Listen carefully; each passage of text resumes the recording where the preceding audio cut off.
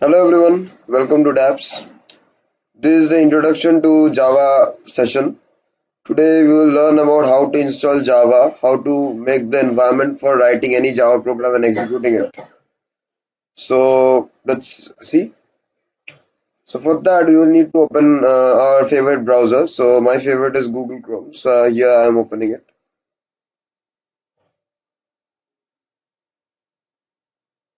Now I will write here Java JDK download. And here I find that a lot of search results have come up.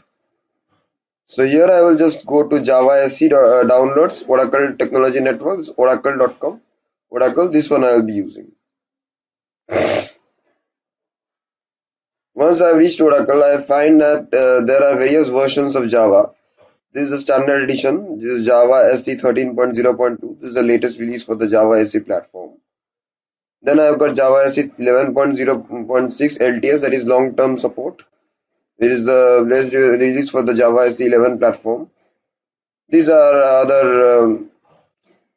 other various versions of Java, and this is the additional resources: Java Mission Control, JMC, NetBeans, Oracle Java Advanced Management Console, Java AC13 documentation, Java Time Zone updated tool, and such other things. So here you'll just scroll up and download the latest version of Java SE over here. That is Java SE 13.0.2, and here we find the download button. So here I'll tap on the download button here. So this is the window which opens after tapping download over there. So here we find that there is this toolbox. There is Java SE Development Kit 13.02, 13.0.2. And here we find two options. There is accept license agreement and decline license agreement. So just like for downloading any software, we need to accept certain licenses that the open source software or any software for that matter has. So here as well, since we are downloading this JDK, that is the Java Development Kit, Java SE Development Kit to be very precise. So here also we need to accept the license agreement. Although I know that this is an open source software, this Java is an open source programming language, but still we need to accept certain terms and conditions of the product. And here we find that once we tap on the accept, there we find that we get this message: thank you for accepting the Oracle Technology Network License Agreement for Oracle Java SE. You may now download the software. So now I am permitted to download the software.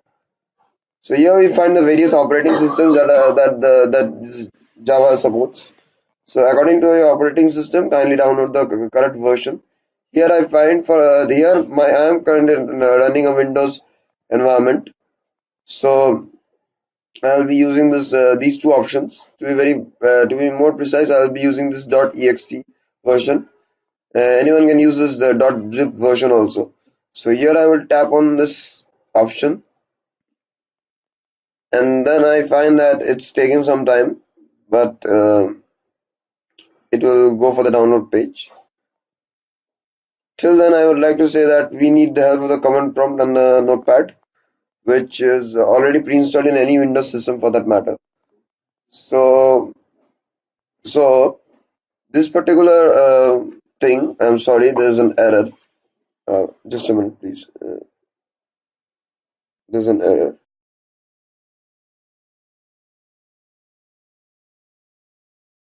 So here I'm tapping on the button of download once again. So here I guess it's loading, and here I find that it has given me the option to download. So for the time being, I'm pressing cancel as I've already downloaded it. So here, if I go, I'll find that it has already been downloaded. Just a minute.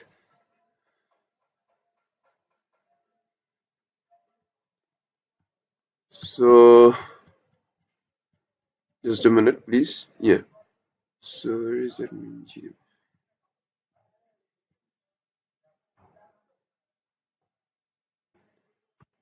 So I'll open this. This is the JDK. There is Win64. I'll tap on a yes, and I'll close this. I'll minimize this. Minimize everything.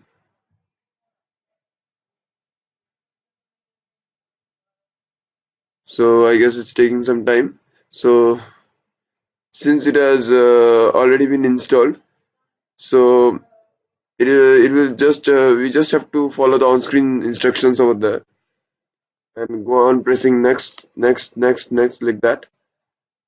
So that is all we need to do. So for that time being, I'm pressing no. So for the kind information, I have installed it for in the directory C program files and under Java. Here you find this is the JDK 13.0.2. So this is the bin folder. So so here I have got all the java.ext, that is the file that is required for running the Java program, and I have also javac.ext, that is the Java compiler, and various other JDPS scan and all such other exe files which we will be using from time to time. So as this is a very important directory, so this needs to be added to the path so that I can execute and compile the JavaScript from anywhere. So I'll just copy this path. This path I'll just copy, and then I'll write here environment variables. And here I'll go for the option environment variables. And there under the system variables, here there's a not the user variables, system variables. Here I find that there's a path. So I'll edit it. So edit, and here I'm open. Here I've opened a new window, which consists of all the paths which are in this path variable. So here I need to add that particular path at the topmost. So here I've already added it. I'll add it once again. So this is the directory in which the java.exe and javac.exe has been added. So after that is added, that is, I'll press the OK key, OK button, and I'll press OK again, and then again the OK button. Now I'll minimize everything, and I'll type cmd. I'll open the command prompt. Now to check whether I've installed it correctly or not, and whether everything is running smoothly or not, I'll just type jvsc javac minus version. And here I find that as it has been successfully installed and successfully been added to the system variables path. So here I find that the current version of the Java is being shown, and there if I write Java minus version, there also I find that this has been perfectly installed. So now I've got a script. I have written a Java code. So here I'll show you where is the Java code. I just need to go for the Dhaapps folder. And here under Java, I have got this particular thing. So just a minute, I made a mistake. It is here. So this is the file that I have written. Now here I will write another file in the Java directory as my first program, that is a hello world program. So here I will open Notepad, and there I'll be writing the code. So the code goes like this. The structure, kindly note that this I'm just typing the code here.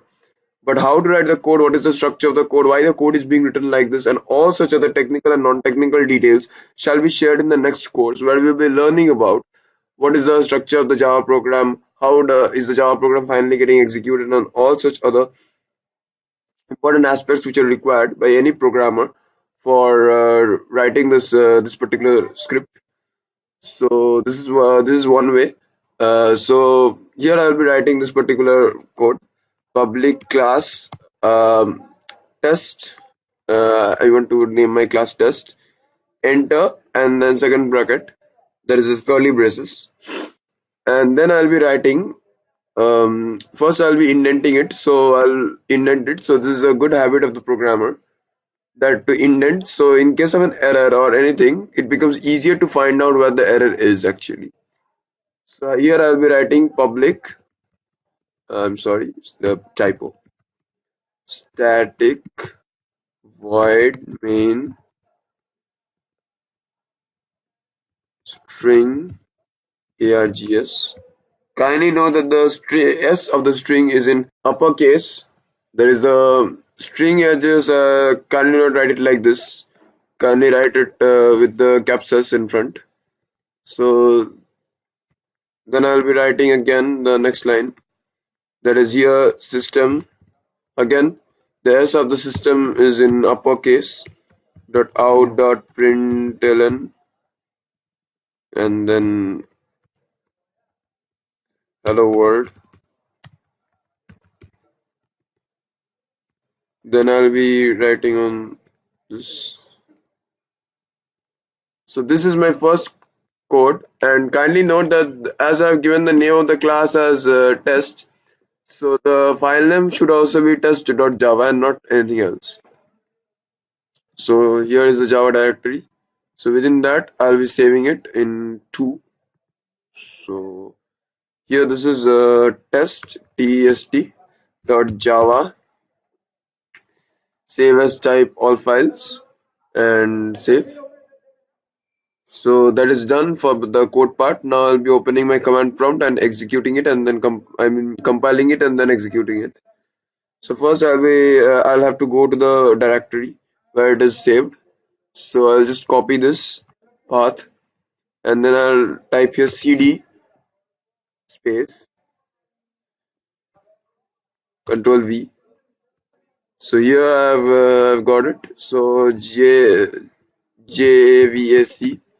javac and then test dot java, that is a file name come class name. Once I do that, if it has been compiled successfully as in my case, so again I get back the prompt. If there is any error, I'll find that the errors are here. Now I will run the code. So java test enter, and see I have successfully printed this hello world over here. So this is one way of executing a Java code. The other way to execute a Java code is by using an IDE, that is Integrated Development Environment. So in my case, I'll be showing you with the BlueJ.org software, that is BlueJ software. So for that, I'll have to go to BlueJ and go for it, and then BlueJ.org. It opens up, and here I find that I've got all the options for all the operating systems. So here I'll be going for Windows, as this is a Windows system. So I find that I've been prompted for the download. I'll start the download part, and then I'll download it. So I'll keep on downloading it like that. So for the time being, I'm pressing cancel as I have already downloaded it previously. So here I've successfully downloaded it. So now I will open it, and here I find the BlueJ setup wizard has come up. So next, install for just for you. Yeah, next. Add file associations, create, yeah, next. So it will install BlueJ to C program files BlueJ, and moment I press the next button, I am presented with this particular window. So I'll tap on install to begin the installation. So now it will take some time and a confirmation by me to install. So now I find that it is installing.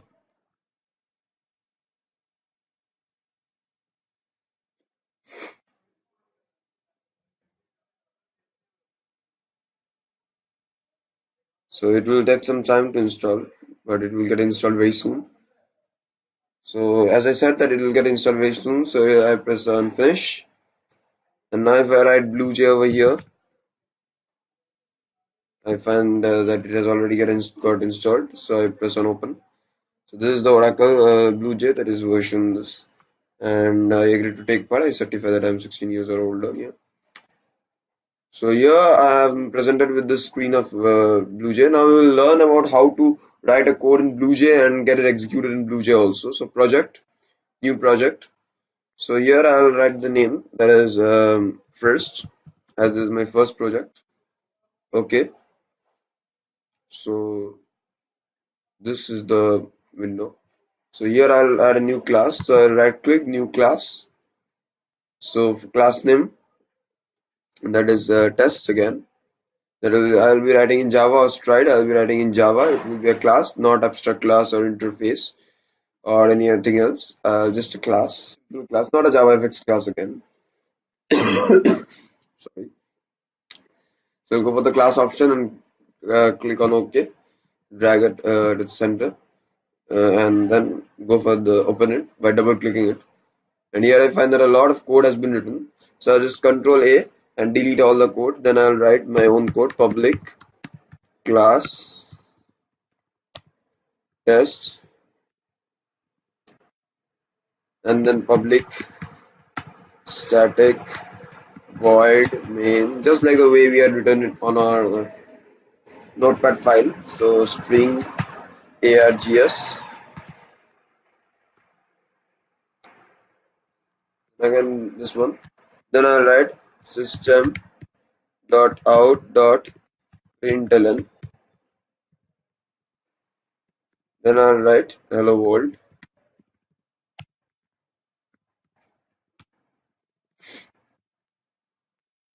Then I'll be giving this, closing this, and then I'll be pressing, saving it by pressing Ctrl S.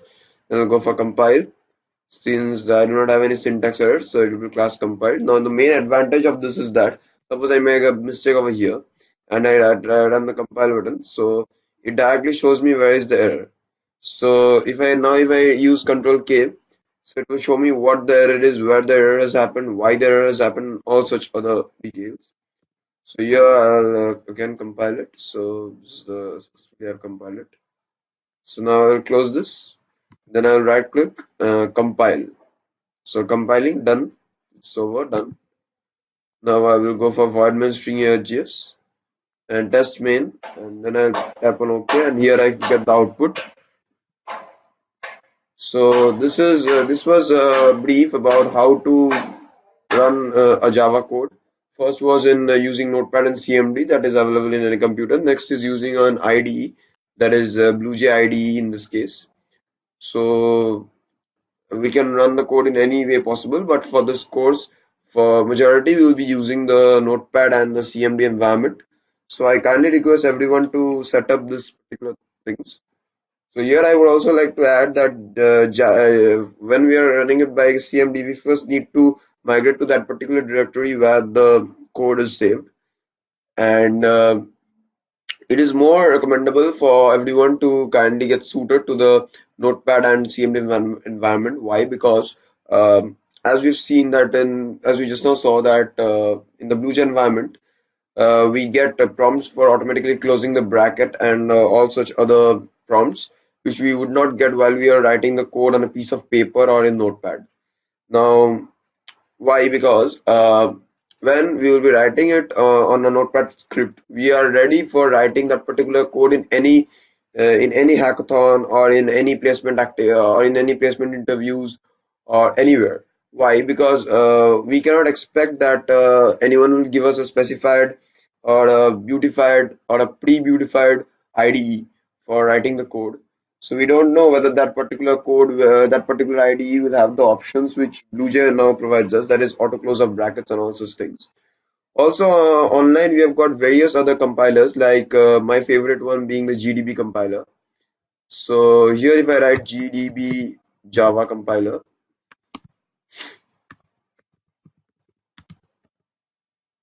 so I guess there was yeah. So currently I don't have any internet, but there are various other online coding platforms which give us this option to run the Java programs. Why I chose the Notepad script and the simple Notepad and simple CMD? Because first of all, these two are the softwares that are already pre-installed in the laptop. So anyone who does not have an internet can directly go and get the JDK from anywhere, and then just click and run it, click and install it, and then accordingly run the codes. So that being the first, and secondly, to make everyone ready for either the hackathons or any other competitions or the placement interview related activities and such other things, that is to be future ready and future strong, which we always have wanted our students to be. So I recommend everyone to kindly migrate to this Notepad and CMD environment for not only for Java, for any other programming languages also. Yeah, there are some programming languages which need to be compiled in certain softwares like MATLAB and all. But when we have got the option in C, Java, and Python that we can run it directly from the command prompt or the terminal for that matter. And here I would also like to say that if the time persists, if the time permits, and if the request is put to for the Linux command prompt, that is how to run this particular Java JDK, that is this Java code in the Linux environment. I can also show that. So, and also for the Windows users or for any other operating system users, there is an option of installing VirtualBox, then running Ubuntu in that. There's installing Ubuntu in that, and then installing JDK. So that's a long process. So these are the shortest ones for the Windows people. So that was all for today. So thank you and have a nice day.